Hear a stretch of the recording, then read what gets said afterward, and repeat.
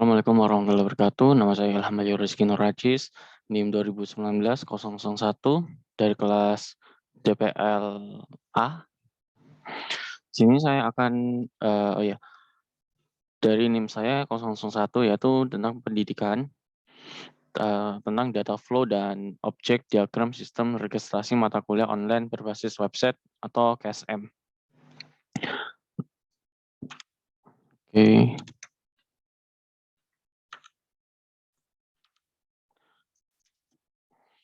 Lalu untuk soalnya, studi kasusnya adalah kampus UMM Lab mengembangkan proyek sistem registrasi mata kuliah secara online yang berbasis website dengan menggunakan sebuah database untuk penyimpanan datanya. Website tersebut melibatkan dua stakeholder utama yaitu dosen wali sebagai approval dalam melakukan persetujuan mata kuliah yang diajukan. Mahasiswa menginputkan mata kuliah, menginputkan kuesioner untuk memenuhi proses registrasi. Website tersebut mengatur registrasi mata kuliah dengan mewajibkan mahasiswa mengisi kuesioner terlebih dahulu sebelum melakukan penginputan mata kuliah. Website ini bernama e-Gadis yang rencananya akan digunakan di semester depan. Aktivitas yang dapat dilakukan dalam website ini adalah menangani pemilihan ulang mata kuliah, permohonan ACC mata kuliah, cetak KSM, kuesioner dosen, apply kuesioner dosen.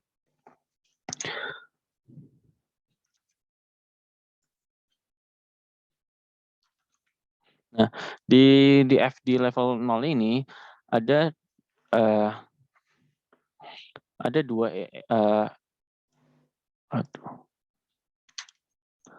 dua entitas yaitu mahasiswa dan dosen wali.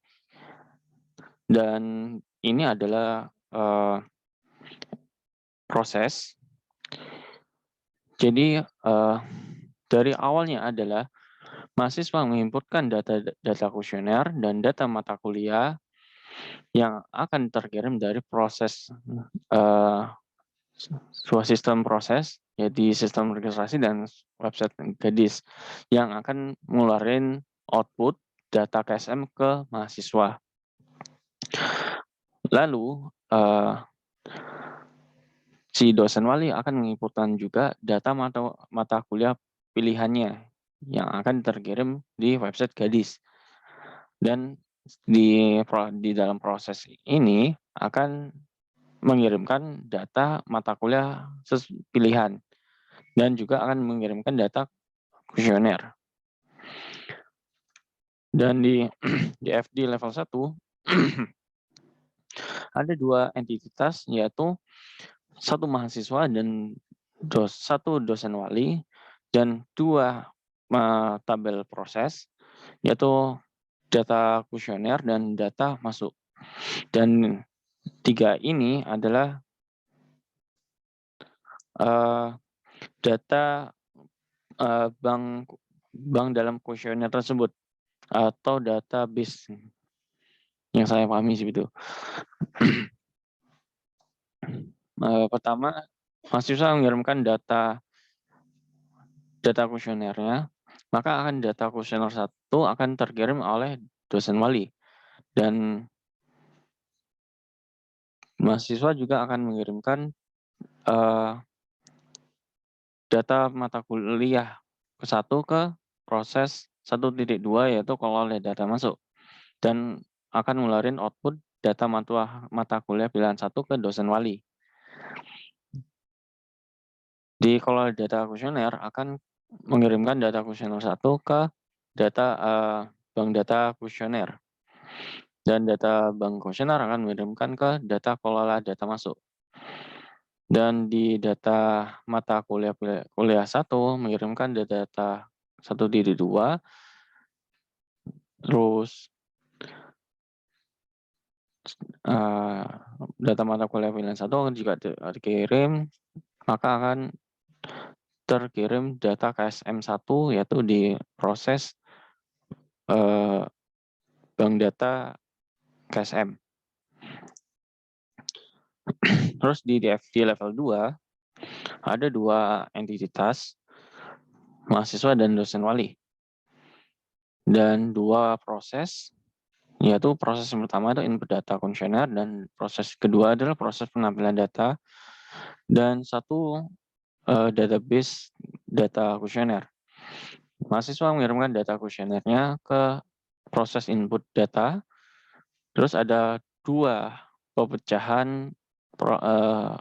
pecabangan proses, yaitu saat data kuesioner 3 akan terkirim ke proses penanaman data, lalu akan mengirimkan lagi ke data kuesioner terpilih dan akan tersampaikan dosen wali. Dan untuk proses input data data kuesioner akan terkirim ke database kuesioner yang akan digunakan oleh mahasiswa tersebut. Dan dalam suatu inputan akan di level 2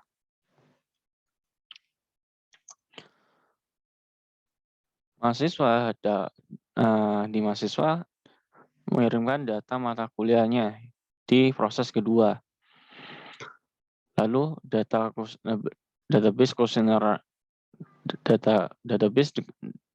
kuesioner akan mengirimkan data kuesioner 2-nya. Terus data mata kuliah juga terkirim, maka akan keluar proses data mata kuliah pilihan 2 yang tersampaikan oleh dosen wali.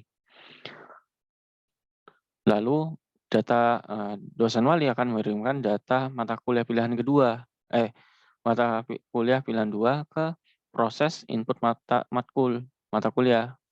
Dalam proses juga akan terkirim ke database mata kuliah yang ter-ACC oleh dosen.